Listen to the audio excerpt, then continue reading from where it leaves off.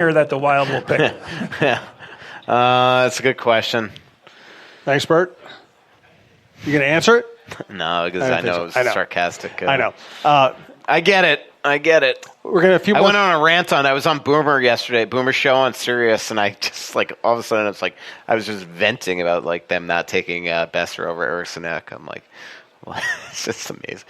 Only the Wild in the first round pick would take a third or fourth line checking center because he was a safe pick over the goal scorer that grew up 15 minutes from the X. So. And I say that sort of tongue-in-cheek because I think I've said this a million times. Every scout in the league tells me that every team would have taken Ek over Besser. Don't regret not taking Caulfield, too. Yeah, well, I watched him with Wisconsin. We'll see. So it's early. He lit up Penn State. So. Yeah, it's early. Yeah. He's also He's also the size of this table. So... we'll wrap up the show with some Twitter questions. Feel free. We still have time for live questions if you want. I do want to remind you, tinshedmn.com. You can order online at tinshedmn.com/online ordering. Mondays they have buy one, get one free pizzas, any size, any toppings. Kids eat free Tuesday, Wednesday, Thursday. You can also find them on Facebook and on Instagram. And our next just stand over there. It just cuts down on feedback. December 11th and December 30th. December 11th and December 30th, 7 p.m. are the next two live shows at Tin Shed and Savage. And that December 11th show might be a really fun show because they'll be honoring, as knock on wood, as long as Mikko continues to be on track to play his 1,000th here coming up. They'll be honoring Mikko on December 10th at the arena. So December 11th, I think we'll have a lot to talk about because I will not give away the trade secrets, but I do know a lot of the cool things that they're going to be doing, and it is it's going to be kind of fun, I think, for the fans. December 10th is, I think, a game that all fans Wild fans will want to go to because it's going to be a lot of cool things going on at that game. Cool. Hey guys, thanks for doing this. Question. First of all, Michael, promise that even if Boudreau is not with the team next year, that you'll still do your Labor Day. That's like the start of hockey season when you and Boudreau. If he's willing, I will. If he's willing, there's no doubt. It'll be whenever it is. Hopefully, it's several years down the line. But whenever he's not coaching this team, it'll be a sad day for anybody that gets to work with him on an everyday basis, like the writers. Not just me, but he treats us all, royally. He's just an incredible treat to cover. Makes it fun going to the rink, even during hard seasons. That's for sure. So the last question was about prospects that we have in Iowa. Mm-hmm. How about the prospects we don't have yet? Go back to the last two number one draft picks. Johansson, I think it was 2 years ago, and then Boldy this last year. Yeah. Any updates on how their season Johansson still looks to be a big-time project, which is such a shame for a first-round pick. It's still such a mystery on how that all came about. But Paul Fenton on the record to me basically said that was his final call, and then Boldy's had a tough start to his collegiate career at BC, but it's early. He was a great, fantastic USA hockey player and younger player as well, and so you got to give that time. They do have a lot of other prospects that are playing well. I mean, obviously we've beaten Kaprizov to death, but this Kovanov kid that plays for Torch up in Moncton had a great start to his career. Looks like he could be potentially a player. So if all of a sudden you get a top draft pick this year, and you got Kaprizov coming, and maybe you get one of these draft picks, the Wild have had about 16 the last couple of years, I believe. If all of a sudden one or two or three of those pan out, now you got something at least to start to build with here. On Twitter from MN Sports Fan living in Texas, with the team playing better, are trade rumors subsiding right now? I don't know. I mean, I think really, other than the press elevator yesterday, I never got to chat with Billy Guerin. And in that press elevator ride, which is, by the way, the longest press elevator ride in the league, going in that freight elevator from the top of the Marine what's it called now? I forget what they've renamed that arena 50 times. KeyBank Center, to the bottom. I had a chance to talk to Billy for it felt like 5 minutes. So we talked mostly about just what it was like to be at his first GM's meetings, and it's crazy actually how many things we talked about in this press elevator ride. We talked everything from the GM's meetings to the Hall of Fame inductions. He was really proud to be there. How long is the elevator ride? It felt like forever. But Guerin, but I never about the GM's meetings. We mostly talked about what it was like and the Craig Costance wrote this great story about how one GM said that there's a two meeting rule where a new GM doesn't speak for 2 meetings, and then he's invited to start speaking. So Billy's like, I didn't say a word. So I didn't get to ask him about like trade potential. That was not obviously the place with 15 people, 20 people in that freight elevator. But I will ask him. My guess is that he is still gauging what each player on this team could potentially get in trades. I do think that sometimes you do. The problem with hockey, to get back to Philip's question, is when the team's playing great and you see Brodin playing like this and you see like Fiala playing like this, all of a sudden you're like, I don't want to trade anybody. And then when they're playing like crap, then you want to trade them. So, the mark of a good GM is to not let recent success or lack of success affect the way that you conduct your team. It's why, to me, like when Rick Dudley managed the Florida Panthers but also coached, when Patrick Waugh really effectively managed the Colorado Avalanche but also coached, that's always a dangerous thing. Keenan did that. It's always a dangerous thing because there's so much emotion when you're a coach that one day, a guy screws up and you want to trade him that second. And so good GMs are kind of really level-headed, even-keeled. Heart rate doesn't go up or down. So I would think that nothing is really changed by the way the team is playing right now. From John Peterson, is the NHL, Gary Bettman, holding a grudge against the Wild, Leopold, for the Suter and Parise contracts? There was no rule against the contracts, but the league made known its position. The Wild are not getting consideration for the January 1st game.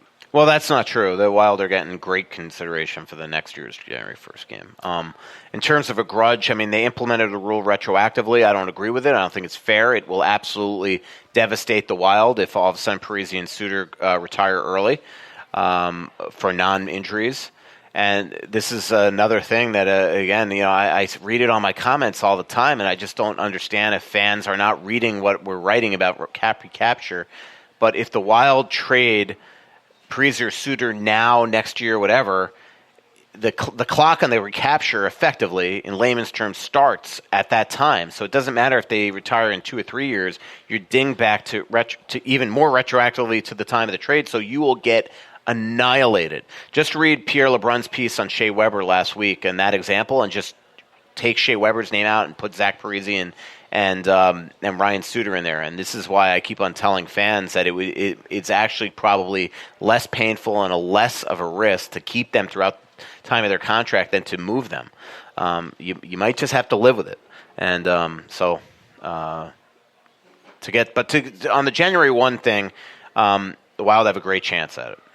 That's what I've gotten from you before. Yeah, from Johnson from Wisconsin, with Patterson coming off the IR and Sealer a healthy scratch, will Bill call that team Russo mentioned last week to see about trading Sealer?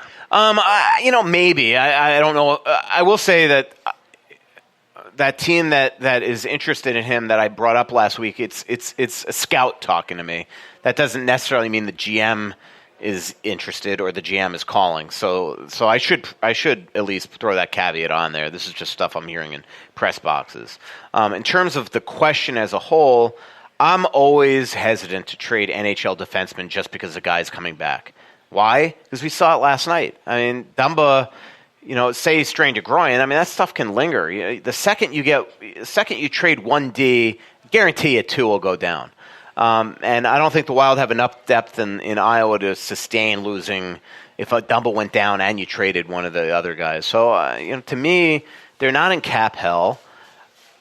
Unless they feel like they want Belpedio or Manel on this team playing full-time, which I don't get that impression they do. Steelers just going to probably have to sit and wait. Now, there might come a point where a Steelers agent's like, look, this is enough. This is crazy. You're ruining the kid. He's just sitting in the press box collecting dust. I've got to worry about his future. Trade him, and we've seen that happen with both Gustav Olsson and Mikey Riley, where they both essentially asked to be traded, and the Wild abided by both of that.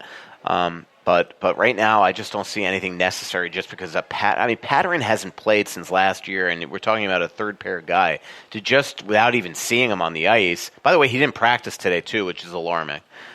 So maybe there's been a setback there as well. So I just don't think that it's necessary to just go and trade a guy for no reason. From Mike Isle, what happens to the lineup when Foligno comes back? Same thing. I mean, the problem is if you take Rask out of the lineup, you're probably either moving Eriksson Ek back to the fourth line or moving Cunnin to center, and I think that both moves would be counterproductive to the way that both have been playing lately. I mean, Cunnin's been great on the right wing, and the team's been playing better when he's on the right wing, and Eriksson Ek's found a home in between both Cunnin and Greenway. So the deal is that if Rask comes out of the lineup, can you put Donato back at center? Or the simple move to me is just pull Donato out of the lineup. I mean, I hate to say it. The kid's young, but he's shown nothing really to warrant being in there. So I just think the easy move not to disrupt the top three, because if you do that, now you're disrupting 1,000 things. To me, the easiest thing is just keep Rask in the lineup and have Foligno in for Donato. We got a bunch of questions about Babcock. I'll just ask one that kind of maybe summarizes the topic. From Jordan Hess, fair to say that Mike Modano will be in the room for Babcock's summer interview for the Wild head coaching position. Also fair to say that Modano will happily volunteer to deliver news that he just isn't the right guy for the job. Definitely not the latter. I mean, that's not Mike's style. But I don't know. I mean, maybe the Wild would interview him because why wouldn't you want to interview Mike Babcock? But look, ton of talent in Toronto, and they did nothing. 100-point seasons, but weren't able to get over the hump. This year certainly looked like the guys were quitting on them. I look at that team in Detroit with in their prime Zetterberg, Datsuk, Lidstrom, Holmstrom, Franzen. They won one cup. Should have been more, in my opinion. And Anaheim, obviously. So you're saying he's the Mike Ditka of the NHL? No, I'm just saying that to me, a lot of his success has been hype from early career. Won an early cup in Anaheim, and then goes to Detroit, wins a cup. And look, I mean, that's nothing to take for granted. I mean, winning cups, that's not something that a lot of coaches in the NHL are currently certainly out of work that have done. But I just don't see why he would be worth $6 million over somebody else that might be potentially available. So that's just my opinion on that. The team is playing better. Mm-hmm. And then you look at the standings, and they're still absolutely buried. I mean, they're absolutely buried. But if you actually look around them, it's amazing how many teams are right there. One or two wins, and now all of a sudden you've gone from picking second. This is without the lottery. You've gone from picking second to 10th. I mean, if you look at it, there's this is the Western Conference right here. Yep. So I was looking at the league today. Okay. But so I mean, there are a lot of teams with 20 or 18 to 22 points. You're right. It's funny because I keep on looking at I've never done this in my life, but I always look at the league standings now because I always want to know where the Wild are in the lottery. And if you look at the lottery odds, here's the lottery odds. I mean, it's crazy. One win yesterday put the Wild to the third best odds for the worst odds for the best odds. Right there you go. But they're tied with Jersey and the Rangers. Going into tonight's game, Rangers are up 1-0 over the Caps. But then Ottawa's at 19, Columbus is at 20, Tampa is at 20. So you have, with the Wild at 18, you have 1, 2, 3, 4, 5, 6 teams above them within 2 points. So one or two wins, from that standpoint, from a lottery standpoint, changes everything. From the West standpoint, yeah, they've got a 3-point cushion on 16th, and they're 15th, so they got a 3-point cushion ahead of them at 14. So it'll take a lot of work for them to get back into the playoff picture, but really in the end of the day, we're talking 3 or 4 wins. It's just crazy how many games the Wild have blown. It's nuts, but here they got 6 of their next 8 on the road after the Colorado game, and if you get through that by winning 4 or 5 more games, now all of a sudden you got this home happy schedule, come back to a 3-game road trip, 3-game homestand, then you go to Chicago, Vegas, and Phoenix. Phoenix is a team they've beaten 3 times this year, twice this year, could be 3. Now all of a sudden you get after that, and the Wild are just tons of home games. And the way they've played at home this year, it's certainly not over, that's for sure. Interesting. Let's get a final thought from Michael. Which would be so Minnesota Wild to not make the playoffs, but, pick 12th. We've seen that. And then they'd get the checking center that Bert's all worried about. Let's get a final thought from Michael. Thanks to everybody who came out. Once again, check out tinshedmn.com. Thanks to Twill Fixology Repair, Tony Hoagland, Bite Squad, and thanks to our producer, Brandon Morton. Also follow us on Twitter at TalkNorthPod.